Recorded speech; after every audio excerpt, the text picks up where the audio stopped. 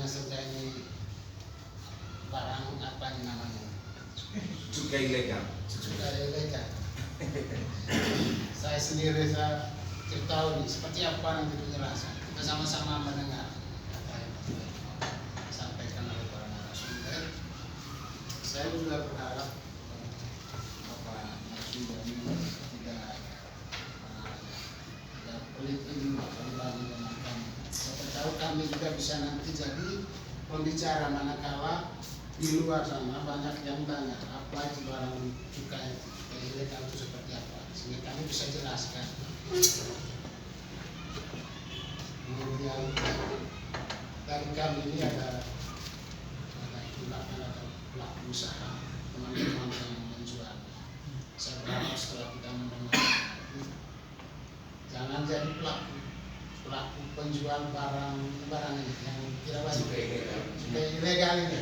Jadi teman-teman yang pelaku usaha penjual ini juga jadi corong, itu bisa dijelaskan kepada orang banyak. Kami di depan tadi ada banyak diskusi, ada ketakutan. Jangan-jangan yang ilegal ini mereka menyembunyikan sesuatu. Jangan-jangan ada barang yang kenapa mereka ilegal?